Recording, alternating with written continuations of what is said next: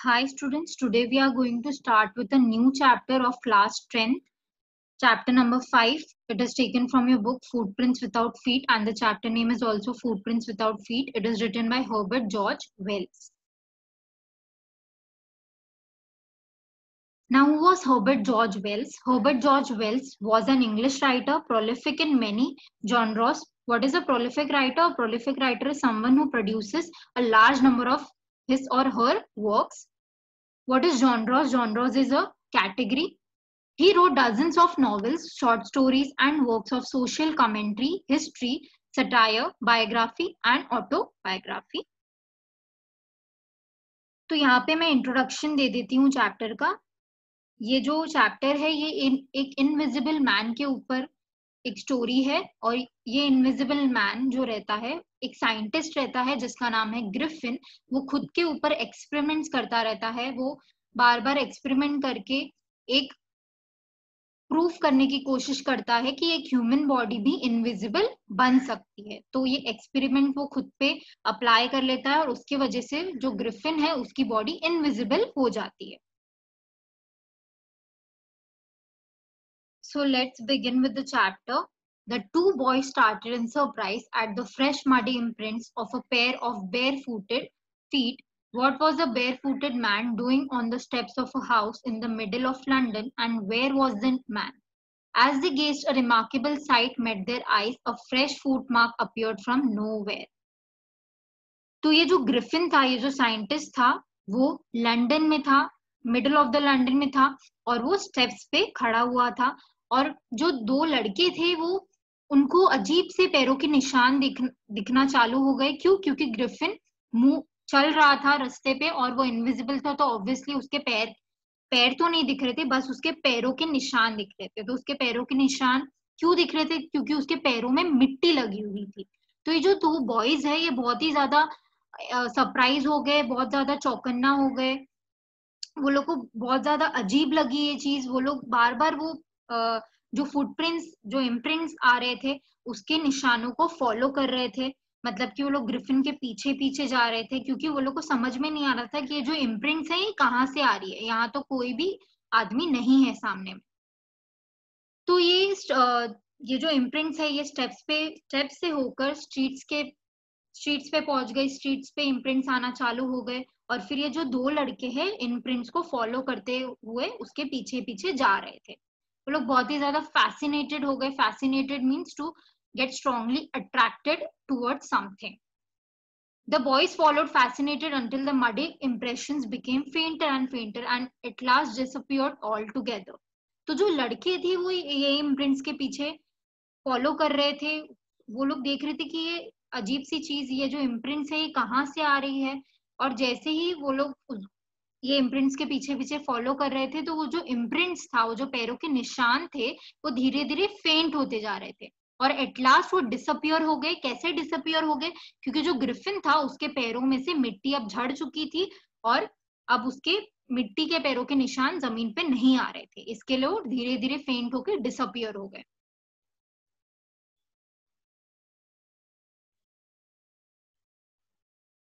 The explanation of the mystery was really simple enough. The bewildered boys had been following a scientist who had just discovered how to make the human body transparent.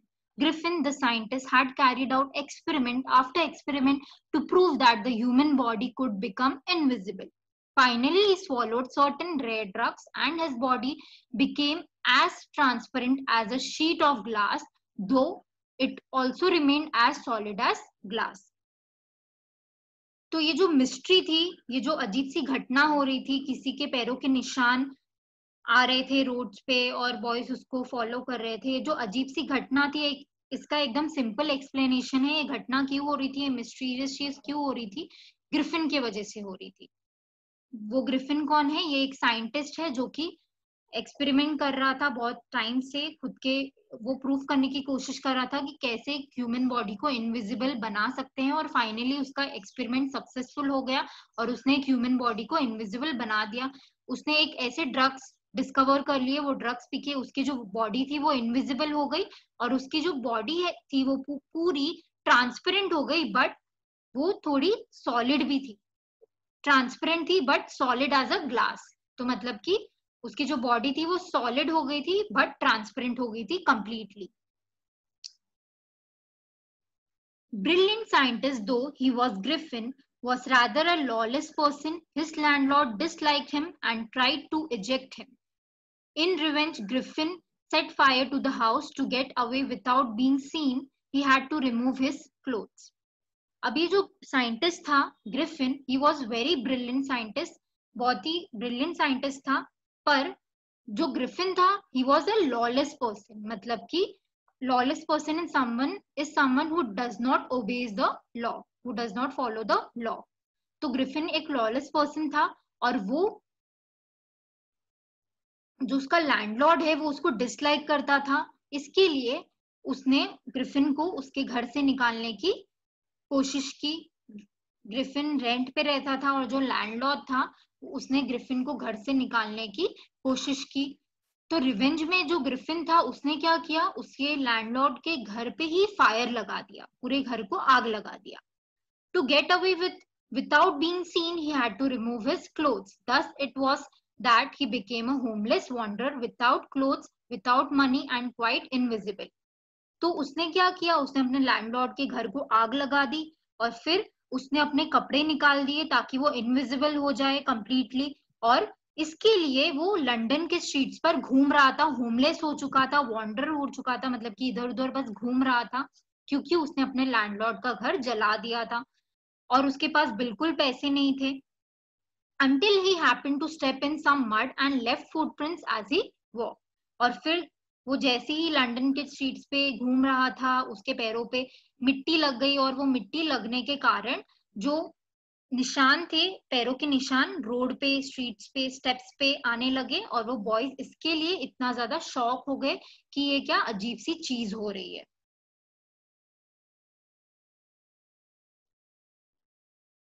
He escaped easily enough from the boys who followed his footprints in London, but his adventures were by no means over. तो जो Griffin था उसने कैसे तो boys का पीछा छुड़ाया, but उसके आगे जो लाइफ में जो एडवेंचर्स थे वो अभी और होने वाले थे। He had chosen a bad time of the year to wander about London without clothes. It was midwinter. तो जो ग्रिफिन था उसने बहुत ही गलत समय पे ये जो एक्सपेरिमेंट कर लिया था उसके बॉडी पे और वो बिना कपड़ों के घूम रहा था। ये बहुत ही गलत सीजन में वो ये सी चीजें कर रहा था क्योंकि वो जो सीजन था वो मिड विंटर का था। The air was bitterly cold and he could not do without clothes. Instead of walking about the streets, he decided to slip into a big London store for warmth. तो जो Griffin था उसने क्या सोचा कि मैं छुपके से कोई बड़े से लंदन के स्टोर में जाता हूँ ताकि मुझे थोड़ी बहुत गर्मी मिल जाए। क्यों? क्योंकि वो जो हवा चल रही थी वो बहुत ही ज्यादा ठंडी थी और वो बिना, उसने अपने सारे कपड़े निकाल दिए थे, इसके लिए उसे और ज्यादा ठंडी लग रही थी और अब उसका बिना कपड़ों के रहना बहुत ज्यादा रिस्की हो गया था। इसके लिए उसने डिसाइड किया कि मैं छुपके से कोई बड़े से स्टोर में घुस जाता हूँ जिधर मुझे थोड़ी बहुत गर्मी मिल जाए।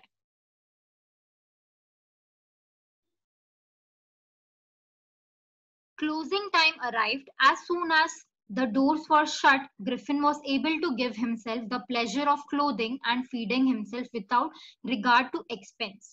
तो क्लोजिंग टाइम आ चुका था, अराइव हो चुका था, मतलब कि सब शॉप्स बंद होने वाले थे और सब शॉप्स के डोर्स बंद होने वाले थे, शट होने वाले थे। तो जो ग्रिफिन है उसको बहुत ज्यादा अच्छा समय मिल गया कि वो अब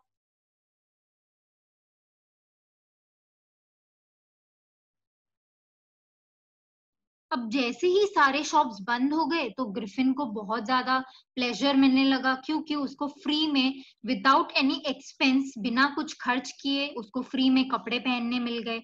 उसने खुद के लिए खाना भी खाने का भी इंतजाम कर लिया। He broke open boxes and wrappers and fitted himself out with warm clothes.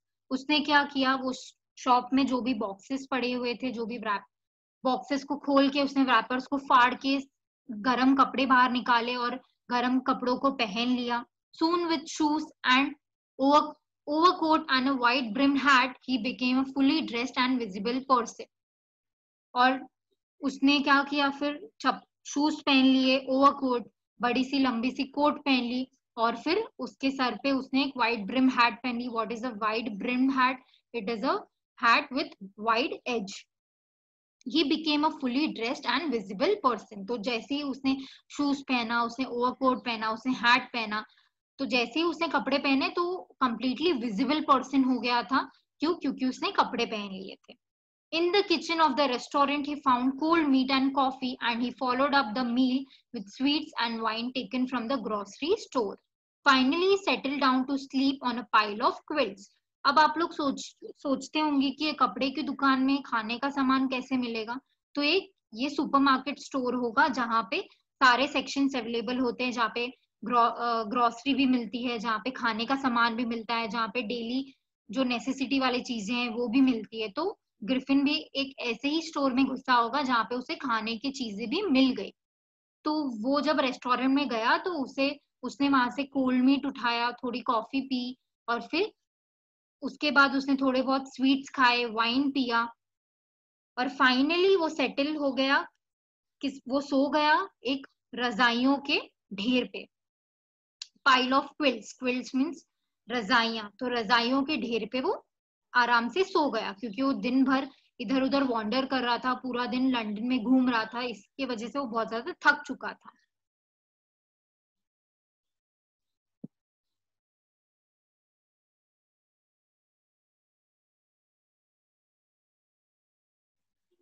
If only Griffin had managed to wake up in good time, all might have been well. तो अब यहाँ पे राइटर जो है हर्बर्ट जॉर्ज वेल्स, वो बोल रहे हैं कि अगर ग्रिफिन मैनेज कर लेता सुबह जल्दी उठने का, सेल्स पर्सन के आने से पहले अगर वो उठ जाता, तो फिर ग्रिफिन को प्रॉब्लम नहीं उठानी पड़ती थी. As it was, he did not wake up until the assistants were already arriving next morning. तो ग्रिफिन आराम से सोया हुआ था, वो बहुत ज्यादा थक चुका था, इसके लिए उसकी नींद सुबह जल्दी नहीं खुल पाई. और फिर उसने क्या देखा कि जो स्टोर है वो खुल चुका है और उसमें सारे सेल्स पर्सन आ चुके हैं. When he saw a couple of them approaching, he panicked and began to run. तो उसने नोटिस किया कि सामने से थोड़े बहुत सेल्स पर्सन उसके तरफ आ रहे हैं, क्योंकि वो लोग ने उसे देख लिया है और फिर वो लोग उसके तरफ आ रहे हैं उसको पकड़ने के लिए. They naturally gave chase. In the end, he was able to escape only by quickly taking off his new found clothes. So once more he found himself invisible but naked in the chill January air. तो जो Griffin था वो लोग से भागने लगा और sales person उसको पकड़ने के लिए भाग रहे थे पीछे से. तो जो ग्रिफिन था उसने फटाक से अपने जो कपड़े उसने पहने थे वो सब कपड़े उसने निकाल के फेंक दिए, ताकि वो वापस इनविजिबल हो जाए और लोग उसे नहीं पकड़ पाए. वो जो सेल्स पर्सन है वो उसके पीछे उन लोग मतलब पकड़ने आने बंद कर दे. इसके लिए उसने अपने सारे कपड़े निकाल दिए और वो वापस नेकेड हो गया. और तभी चिल जनवरी एयर, मतलब कि बहुत ही ठंडा मौसम था, और वो वापस से इनविजिबल हो गया बचने के लिए. This time he decided to try the stock of a theatrical company in the hope of finding not only clothes but also something that would hide the empty space above his shoulders. Shivering with cold, he hurried to Drury Lane, the center of the theater world. अब ये जो Griffin है ये तो उन sales person से छोड़ के, मतलब उन लोग से पीछा छुड़ा के तो आ गया. अब वो कहाँ पे आया? वो थिएट्रिकल कंपनी के पास आया, जहां पे उसे एक स्टोर से उसने डिसाइड किया कि मैं एक स्टोर में जाऊंगा, एक थिएट्रिकल कंपनी के स्टोर में जाऊंगा और वहां पे जाके मैं सारी चीजें खुद के लिए ढूंढूंगा कि मुझे अपना फेस कैसे कवर करना है, और फिर कपड़े वहां से ही मैं लूंगा, ऐसा उसने डिसाइड किया. Shivering with cold, he hurried to Drury Lane, the center of the theatre world. He soon found a suitable shop. He made his way invisible upstairs and came out a little later, wearing bandages round his forehead, dark glasses, false nose, big bushy side whiskers, and a large hat to escape without being seen. अब ये जो Griffin था इसको ये कहाँ पे गए? Dowry लेन के पास गया. उसके सेंटर में एक शॉप थी, वो शॉप में एंटर किया उसने. वो अपस्टेयर्स गया, अपस्टेयर्स जाके थोड़े टाइम बाद वो शॉप से जब नीचे आया तभी उसने बहुत सारे बैंडेजेस अपने फोरहेड पे लगा ली, पूरे फेस उसका बैंडेजेस से कवर था, और उसने एक डार्क कलर की ग्लासेस पहन ली हुई थी। फिर उसने एक नकली सी नाक लगा ली थी। बिग बुशी साइड विस्कर्स, विस्कर्स मतलब नकली दाढ़ियां, साइड वाली बियर्ड उसने लगा ली थी, और एक लार्ज हैट पहन लिया था उसने। To escape without being seen, he callously attacked the shopkeeper from behind, after which he robbed him of all the money he could find. अब वो जैसे ही अपस्टेयर से नीचे उतरा, तो उसे तो ऑब्वियसली छुपकर वो नहीं जा पाता, क्योंकि उसने अब सब अपने बॉडी को कवर कर लिया था कपड़ों से। शॉपकीपर को उसने अटैक किया, एकदम क्रूएल वे में उसने शॉपकीपर पे अटैक किया पीछे से, और फिर उस पे अटैक करने के बाद उसने जितने भी पैसे उसके शॉप में पड़े हुए थे, वो पैसे वो लेके वहां से फरार हो गया, भाग गया।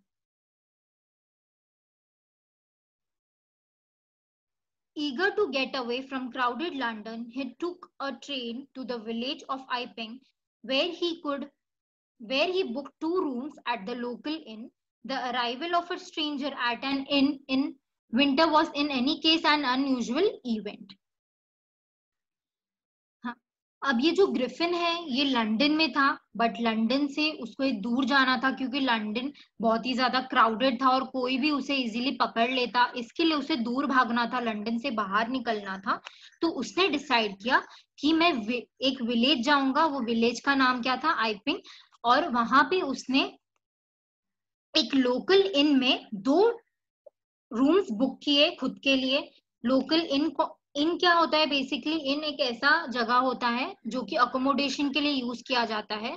इनमें बेसिकली नीचे ग्राउंड फ्लोर पे रेस्टोरेंट्स होते हैं, और ऊपर के फ्लोर पे थोड़े बहुत रूम्स होते हैं, और इनके जो लैंडलॉर्ड्स है, मतलब कि जो ओनर है, वो भी वही हाउस में रहते हैं, प्लस वो लोग आउटसाइडर्स को भी जगह देते हैं रहने के लिए। तो एक्स्ट्रा रूम्स में वो लोग आउटसाइडर्स के लिए, वो लोग को रहने के लिए जगह देते हैं। तो ऐसे ही एक लोकल इन में ग्रिफिन जा पहुंचा और उसने अपने लिए 2 रूम्स बुक किए। अब ये एक अनयूजुअल इवेंट था, क्योंकि ये टाइम पे, ये जो मिड विंटर का टाइम था, इसके लिए ये टाइम पे मोस्टली कोई भी इनमें नहीं आता था खुद के लिए, मतलब छुट्टियां मनाने नहीं आता था खुद के लिए, कोई रूम नहीं बुक करता था, स्पेशली ये टाइम पे। तो ये एक अनयूजुअल इवेंट था कि एक इंसान ये टाइम पे मतलब रूम बुक कर रहा है हमारे होटल में। A stranger of such uncommon appearance set all tongues wagging. Mrs. Hall, the landlord's wife, made every effort to be friendly. अब ये एकदम अनयूजुअल इवेंट था। जो स्ट्रेंजर्स थे, जो लोकल इनमें जो लोग बैठे थे, वो लोग को बहुत ही ज्यादा वियर्ड लगी ये चीज। जब वो ग्रिफिन को जब उन्होंने देखा, तो वो लोग एक दूसरे से बात करने लगे। टंग्स वेगिंग मतलब क्या? जीभ हिला के बात करना। तो लोग एक दूसरे से बात करने लगे, मोमो करने लगे उसे देख के। और जो मिसेस हॉल थी, उन्होंने अपना फुल एफर्ट देके फ्रेंडली मैनर में ग्रिफिन से बात करने की कोशिश की। But Griffin had no desire to talk and told her, "My reason for coming to Iping is a desire for solitude." पर ये जो ग्रिफिन था, ये बहुत ही शॉर्ट टेम्पर्ड और बहुत ही हार्श इंसान था। इसने डायरेक्ट मिसेस हॉल को बोला कि मेरा बिल्कुल मन नहीं है किसी से बात करने का, और उसे क्लियर बोल दिया कि मेरा ये टाइम पे, ये मौसम में कोई लोकल इन विजिट करने का एक ही रीजन है कि मुझे शांति चाहिए। Desire of solitude, that means I want to live alone. यही मेरा एक रीजन है, इसके वजह से मैं यहाँ पे आया हूँ। I do not wish to be disturb in my work, besides an accident has affected my face. अब उसने क्या बोला कि मुझे मेरे काम में बिल्कुल डिस्टर्ब नहीं करने चाहिए कोई भी, और ये जो मेरा फेस है, मैंने अपने फेस को बैंडेजेस से कवर किया है। तो उसने एक बहाना दिया मिसेस हॉल को। उसने बोला कि मैंने अभी रिसेंटली मेरे साथ एक हादसा हुआ है, एक्सीडेंट हुआ है, इसलिए मेरा जो फेस है वो बैंडेजेस से कवर्ड है। ऐसा उसने छुपा दिया। Satisfied that her guest was an eccentric scientist, and in view of the fact that he had paid her in advance, Mrs. Hall was prepared to excuse his strange habits and irritable temper. अभी जो Mrs hall थी, इसे तो मालूम था कि ये जो साइंटिस्ट है, he is very eccentric. Eccentric means बहुत ही ज्यादा स्ट्रेंज। तो ये साइंटिस्ट था वो बहुत ज्यादा स्ट्रेंज लग रहा था, बट मिसेस हॉल चुप रही। उन्होंने ये नजरअंदाज कर दिया। क्यों नजरअंदाज किया? क्योंकि जो गेस्ट था, मतलब कि जो ग्रिफिन था, उसने पैसे उसे पे किए थे एडवांस में। एडवांस में उसने कैश उसे ऑलरेडी पे कर दिया था। तो इसके लिए मिसेस हॉल ने उसका जो ये शॉर्ट टेम्पर बिहेवियर है वो इग्नोर कर दिया। But the stolen money did not last long, and presently Griffin had to admit that he had no more ready cash. अब ये जो पैसे थे उसने एडवांस में तो दे दिए, बट ये चोरी के पैसे थे। अब ये चोरी के पैसे तो ऑब्वियसली लंबे समय तक नहीं चलेंगे, खत्म हो जाएंगे। तो ग्रिफिन ने उसे समझाने की कोशिश की। उसने मिसेस हॉल से बोला कि उसने ऐसा प्रिटेंड करने की कोशिश की कि मेरा एक चेक आने वाला है, और वो चेक जैसे ही आ जाएगा वैसे ही मैं आपको फुल पेमेंट भी कर दूंगा। ऐसा उसने झूठ झूठ बोला मिसेस हॉल से। He pretended, however, that he was expecting a check to arrive at any movement. तो उसने मिसेस हॉल से झूठ बोला। उसने बोला कि ये तो अभी मैं एडवांस में दे रहा हूँ, पर आगे के जो बचे पैसे हैं वो भी मैं आपको जल्द ही दे दूंगा, क्योंकि मेरा एक चेक आने वाला है, और वो चेक जैसे ही आएगा वैसे मैं आपके पूरे पैसे चुका दूंगा। ऐसा ग्रिफिन ने मिसेस हॉल से बोला। Shortly afterwards, a curious episode occurred. Very early in the morning, a clergyman and his wife were awakened by noises in the study. अब इसके बाद जैसे ही ग्रिफिन लोकल में उसने अपनी रूम बुक की, वो वहां पे आराम करने गया एडवांस में पैसे देख के। तो फिर दूसरे दिन सुबह का टाइम था, और जो क्लर्जी मैन है और उसकी जो वाइफ है, वो लोग को अचानक से आवाजें सुनाई दी। किधर से वो आवाजें आ रही थी? वो आवाजें स्टडी रूम से आ रही थी। Creeping downstairs they heard the chink of money being taken from clergyman's desk without making any noise, and with the poker grasped firmly in his hand, the clergyman flung open the door. Surrender. तो अब ये जो clergyman और उसकी जो wife है, वो इस क्लर्जीमैन एक प्रीस्ट होता है, मोस्टली चर्च में काम करने वाला प्रीस्ट होता है। तो उसने क्या किया, ये अपनी वाइफ के साथ अपने रूम में आराम कर रहा था, पर अचानक से उसे नॉइजेस सुनाई दी। किधर से? जो कि स्टडी रूम से आ रही थी। और स्टडी रूम से नॉइजेस आ रही थी, इसके लिए वो लोग नीचे उतरे, स्टडी रूम के पास गए, और वो लोग को ऐसा एहसास हुआ कि कोई हमारे ड्रॉर खोल के, डेस्क खोल के पैसे निकालने की कोशिश कर रहा है। और फिर वो लोग एकदम धीरे से बिना कोई आवाज किए, जो क्लर्जी मैन है उसने हाथ में पोकर उठाई। पोकर एक मेटल रॉड होती है जिससे ओपन फायर में स्टोर किया जाता है, लकड़ियां इधर उधर रखी जाती है, मतलब कि हिलाई जाती है, लकड़ियों को हिलाया जाता है, उसको पोकर बोलते हैं। यहाँ पे मैंने पिक्चर दिया हुआ है। तो उसने ऐसा ही पोकर अपने हाथ में लिया ताकि वो जो चोर था उसे हिट कर पाए। और फिर वो धीरे धीरे वो रूम के तरफ बढ़े वो लोग, और फिर उसने एक झटके में डोर को ओपन किया और फिर बोला सरेंडर, मतलब कि खुद को सरेंडर, जो भी यहाँ पे ये रूम में है चोरी कर रहा है, खुद को सरेंडर कर लो। Then to his amazement he realized that the room appeared to be empty. He and his wife looked under the desk and behind the curtains and even up the chimney. तो जैसे ही उन्होंने झटके से door खोला, उन्होंने क्या देखा कि ये जो रूम था वो कंप्लीटली एम्प्टी रूम था, कोई भी वहां पे मौजूद नहीं था। और वो लोग ने डेस्क के नीचे देखा, वो लोग ने कर्टन्स हटा के देखे, यहाँ तक कि वो लोग ने चिमनी में भी देखा, बट कहीं भी वो लोग को कोई भी चोर नजर नहीं आया। There wasn't a sign of anybody. Yet the desk had been opened and the housekeeping money was missing. अभी जो स्टडी रूम में जो स्टडी टेबल रखी हुई थी, वो डेस्क खोल के जब उन्होंने चेक किया, वो डेस्क में बिल्कुल भी पैसे नहीं थे। उनका जो हाउसकीपिंग मनी था, हाउसकीपिंग मनी मीन्स जो रेगुलर मनी हम सेव करते हैं डेली खर्च के लिए, उसे हम बोलते हैं हाउसकीपिंग मनी। तो जो हाउसकीपिंग मनी था वो मिसिंग था, वो डेस्क में नहीं था। Extraordinary affair, the clergyman kept saying for the rest of the day, but it was not as extraordinary as the behavior of Mrs. Hall's furniture a little later that morning. अब सुबह सुबह ये Griffin ने चोरी कर ली थी clergy man के study room से, जो भी हाउसकीपिंग के पैसे थे वो उसने चुरा लिए थे, और ऑब्वियसली वो इनविजिबल था, इसके लिए वो लोग उसे पकड़ भी नहीं पाए। तो जो क्लर्जी मैन था वो बेचारा बहुत ही ज्यादा शॉक था, वो पूरा दिन यही रट लगाए बैठा था कि एक्स्ट्रा ऑर्डिनरी अफेयर, मतलब कि ये क्या अजीब सी एक्स्ट्रा ऑर्डिनरी चीज हो रही है।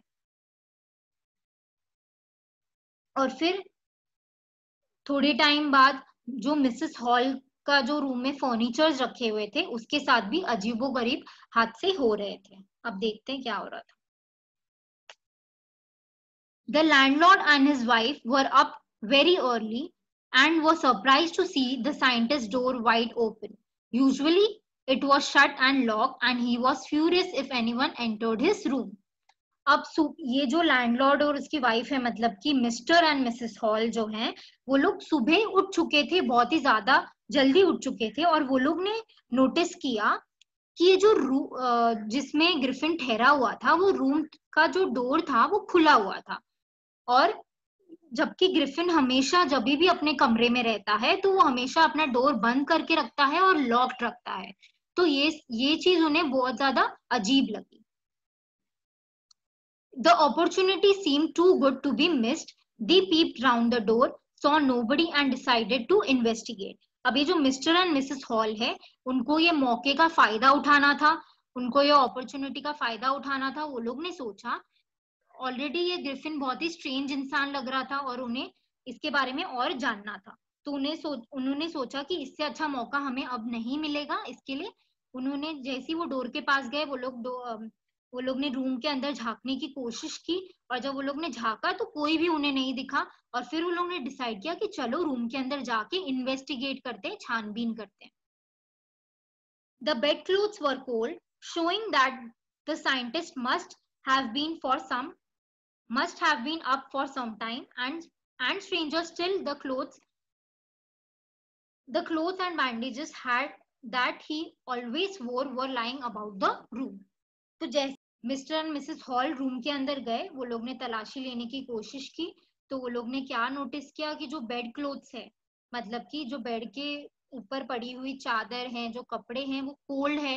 कोल्ड कोल्ड एक इंडिकेशन है, मतलब कि वो बेड पे बहुत टाइम से कोई सोया नहीं है, क्योंकि अगर कोई सोया रहता तो फिर वो वार्म रहता। Showing that the scientist must have been up for some time, and stranger still, the clothes and bandages that he always were lying about the room. तो जो ग्रिफिन जो बैंडेजेस पहनता था, जो कपड़े पहनता था, वो रूम में फैले हुए थे, उसने ऐसे ही छोड़ दिया था कपड़ों को नीचे रूम में। All of a sudden, Mrs. Hall heard a sniff close to her ear. A moment later, the hat on the bedpost leapt up and dashed itself into her face.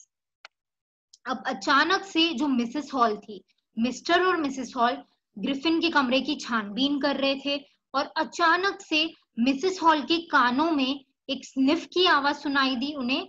Sniff की आवाज मतलब क्या? जो एकदम heavily breathe in करता है वैसी आवाज, सूंघने की कोई कोशिश करता है, स्निफिंग मतलब एकदम हेविली ब्रीद इन करता है, उसकी आवाज मिसेस हॉल को सुनाई दी।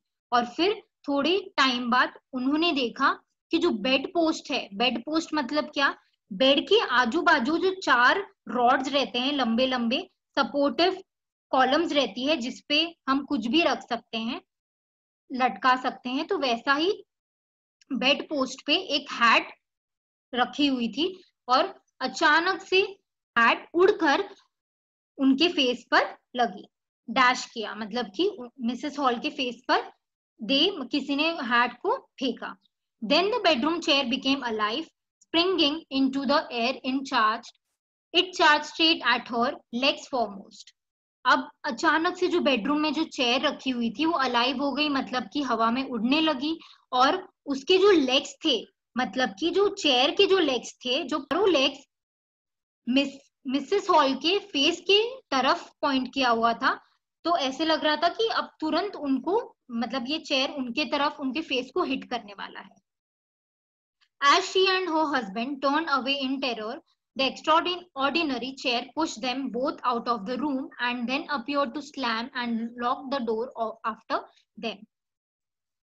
तो ये देख के मिस्टर एंड मिसेस हॉल बहुत घबरा गए और वो लोग कमरे से तुरंत निकल गए. जब वो लोग कमरे से निकल गए डर के, टेरर मतलब कि अफ्रेड होके वो लोग कमरे से निकल गए, तो फिर जैसे ही वो लोग कमरे से निकले तो अचानक से वो जो चेयर है वो उनकी तरफ जोर से आई और उस चेयर ने डोर को हिट किया और डोर जोर से लॉक हो गया, बंद हो गया. Mrs. Hall almost fell down the stairs in hysterics. She was convinced that the room was haunted by spirits and that the stranger had somehow caused these to enter into her furniture. अब जो ये जो Mrs hall है वो almost बेचारी वो इतनी ज्यादा परेशान हो गई, इतनी ज्यादा इमोशनल हो गई, उन्हें समझ में नहीं आ रहा था ये सब क्या हो रहा है. तो वो अचानक से स्टेयर से गिरने वाली थी. She was convinced that the room was haunted by spirits. उन्हें ऐसा लग रहा था मिसेस हॉल को कि जो रूम है उसे स्पिरिट्स ने हॉन्ट कर दिया है, मतलब कि ये जो रूम है उसमें भूत घूम रहे हैं और मेरे फर्नीचर में भी भूत एंटर कर लिए हैं. My poor mother used to sit in that chair, she moaned, to think it should rise up against me now.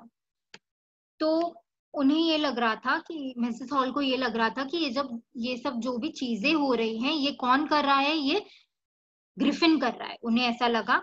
और फिर उन्होंने बोला कि ये जो चेयर है उन्हें बहुत ज्यादा दुख हुआ क्योंकि वो चेयर हवा में उड़ रही थी, उनके तरफ उनको अटैक करने आ रही थी. जब उन्हें क्यों दुख हुआ, क्योंकि वो चेयर पे उनकी जो माँ है, जो मिसेस हॉल की माँ है, वो चेयर पे बैठा करती थी. The feeling among the neighbors was that the trouble was caused by witchcraft.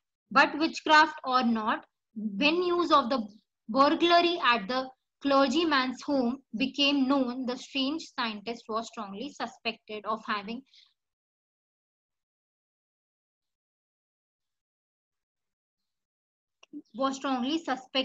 having had a hand in it. तो जो नेबर्स थे उन्हें क्या लग रहा था, उन्हें ऐसा लग रहा था कि ये जो भी चीजें हो रही हैं वो एक विच क्राफ्ट की वजह से हो रही हैं. विच क्राफ्ट मतलब क्या, कोई जादूगर ये सब चीजें कर रहा है या फिर कोई जादूगरनी ये सब चीजें कर रही है. तो नेबर्स ऐसा सोच रहे थे कि ये सब कोई विच क्राफ्ट कर रहा है या फिर. और जब उन्होंने एक न्यूज के बारे में सुना, कौन सी न्यूज के बारे में, जो क्लर्जी मैन के घर में चोरी हुई थी वो न्यूज के बारे में जब उन्होंने सुना तो फिर उन्हें पक्का यकीन हो गया कि जो स्ट्रेंज साइंटिस्ट है वो ही ये सब चीजें कर रहा है, उसका कुछ ना कुछ तो हाथ है ये चीजों में. तो सस्पेक्ट किसे बनाया गया, साइंटिस्ट को बनाया गया. Suspicion grew even stronger when he suddenly produced some ready cash, though he had admitted not long before that he had no money. अब सस्पिशन उतना ही ज्यादा बढ़ते गया, लोग और भी ज्यादा गहरा होते गया जब उसने, ये जो ग्रिफिन था, उसने मिसेस हॉल को रेडी कैश हैंडओवर किए, हाथ में पैसे लाके दिए, जबकि इसने बोला था कि मेरे पास अभी पैसे नहीं है, एक चेक आने वाला है, वो चेक मैं आपको दे दूंगा. तो इसने जब रेडी कैश दिए तो मिसेस हॉल को बहुत ज्यादा अजीब लगा कि इसके पास तो पैसे नहीं थे और अचानक इसके पास पैसे कैसे आ गए. तो उस पे जो सस्पिशन था वो और भी ज्यादा बढ़ने लगा. The village constable was secretly sent for. Instead of waiting for the constable, Mrs. Hall went to the scientist who had somehow mysteriously appeared from his empty bedroom. अभी जो मिसेस हॉल है इन्हें अंदाजा आ गया कि ग्रिफिन एक अच्छा इंसान नहीं है, he is a lawless person, और ये सब जो भी चीजें हो रही हैं ये ग्रिफिन के वजह से ही हो रही हैं. तो इसके लिए उसने छुपके से मिसेस हॉल ने कॉल करके विलेज के कांस्टेबल को बुला लिया बिना किसी को बताए, और फिर वो कांस्टेबल का वेट करने के बावजूद उन्होंने क्या किया, वो ग्रिफिन के पास गई और उन्होंने ग्रिफिन से बहुत सारी चीजें पूछने की कोशिश की. I want to know what you have been doing to my chair upstairs, she demanded, and I want to know how it is you came out of an empty room and how you entered a locked room. अब उन्होंने बहुत सारी चीजें पूछने की कोशिश की। वो ग्रिफिन से पूछ रही थी कि मुझे एक चीज बताओ कि तुम ऊपर के रूम में जो चेयर रखी हुई है वो चेयर को, मतलब कि वो चेयर के साथ तुमने क्या किया है, क्योंकि वो चेयर हवा में उड़ रही थी।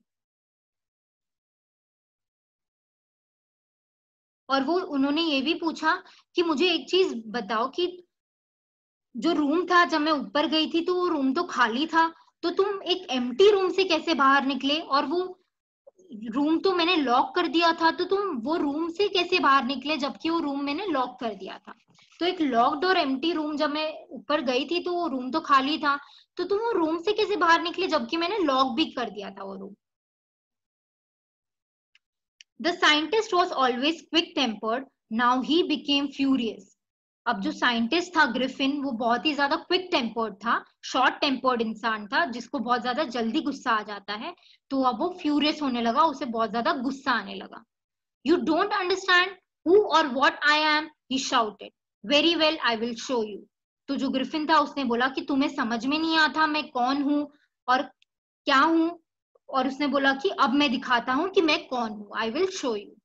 Suddenly he threw off bandages, whiskers, spectacles and even nose. अचानक से उसने अपने सारी चीजें खोलना चालू कर दी, उसने अपने बैंडेजेस निकालना चालू कर दिए, जो विस्कर्स उसने पहने थे वो निकालना चालू कर दिए, स्पेक्स उसने निकाल दिए, नकली नाक निकाल दी। It took him only a minute to do this. The horrified people in the bar found themselves staring at a headless man. अब जो ग्रिफिन था उसे बस 1 मिनट लगा ये सब चीजें निकालने के लिए, और बार में जितने भी लोग बैठे थे, मतलब कि रेस्टोरेंट के बार में जितने भी लोग बैठे थे वो सब ग्रिफिन को देख रहे थे, एकदम सरप्राइजिंगली उसके तरफ देख रहे थे कि ये सब क्या हो रहा है। Mrs. Jaffers, the constable, now arrived and was quite surprised to find that he had to arrest a man without a head. तो जो कांस्टेबल जिसे बुलाया गया था उसका नाम था मिस्टर जैफर्स। तो जैफर्स जो कांस्टेबल था वो ये ग्रिफिन को देख के एकदम शॉक हो गया, क्योंकि उसने सोचा कि मुझे एक ऐसे इंसान को अरेस्ट करना है जिसका तो सर ही नहीं है। But Jaffers was not easily prevented from doing his duty. तो पर जैफर्स को अपनी ड्यूटी निभानी थी, और if a magistrate's warrant ordered a person's arrest, then that person had to be arrested with or without his head. अगर magistrate warrant दे देता है, ऑर्डर दे देता है कि तुम्हें ये इंसान को अरेस्ट करना है, तो ऑब्वियसली कांस्टेबल को उसके कमांड का फॉलो, मतलब कमांड को फॉलो करना चाहिए, और फिर उसने वही चीज की कांस्टेबल ने। There followed a remarkable scene as the policeman tried to get off a man who was becoming more and more invisible as he threw off one garment after another. तो अब ये एकदम रिमार्केबल सीन बन चुका था, एकदम अजीबो गरीब चीजें हो रही थी। जो पुलिसमैन था वो ग्रिफिन को पकड़ने की कोशिश कर रहा था, बट धीरे धीरे जो ग्रिफिन था फटाक फटाक से वो अपने एक एक करके एक एक कपड़े निकालते जा रहा था। इसके लिए बहुत ज्यादा डिफिकल्ट हो रहा था कांस्टेबल को उस पे पकड़ने के लिए। Finally, a shot flew into the air and the constable found himself struggling with someone he could not see at all. Finally, जो शॉट था वो भी ग्रिफिन ने निकाल दिया, और कांस्टेबल बेचारा इधर उधर हाथ से ट्राई ढूंढने की कोशिश कर रहा था कि ये इंसान किधर गया। Some people tried to help him but found themselves hit by blows that seemed to come from nowhere. बहुत सारे लोगों ने उसे हेल्प करने की कोशिश की, कांस्टेबल को ग्रिफिन को पकड़ने की कोशिश की, बट जब वो पकड़ने की कोशिश कर रहे थे तो अचानक से इधर उधर से उन्हें कोई हिट कर रहा था, उन्हें कोई पंच कर रहा था फेस पे। In the end, Jaffers was knocked unconscious as he made a last attempt to hold onto the unseen scientist. अब जैफर्स तो अपनी पूरी कोशिश कर रहा था उसे पकड़ने की, पर अचानक से उसका लास्ट अटेम्प्ट में जो ग्रिफिन था उसने उसे इतना जोर से पंच किया कि वो अनकॉन्शियस हो गया, वो फेंट हो गया, और फिर ग्रिफिन वहां से भाग निकला। There were nervous, excited cries of hold him, but this was easier said than done. सारे जो वहां पे लोग थे वो बहुत ही ज्यादा नर्वस थे, बहुत ज्यादा घबराए हुए थे। वो लोग एक ही चीज रट लगा के बोल रहे थे कि पकड़ो इसको, इसको पकड़ो, और ये जितना बोलने में इजी था उतना करने में बिल्कुल इजी नहीं था। Griffin had shaken himself free and no one knew where to lay hands on him. जो ग्रिफिन था उसने अपने खुद के पूरे तरीके से, उसने जो भी कपड़े पहने थे, जो भी उसने बैंडेजेस लगाई थी, सब उसने निकाल दिया था। तो ऑब्वियसली वो कंप्लीटली इनविजिबल हो गया था and it was too difficult to get hold on him. बहुत ही ज्यादा डिफिकल्ट हो गया था कि कोई उसे पकड़ पाए। इसके लिए वो वहां से वापस एक बार भाग निकला। So in this way we complete the whole story.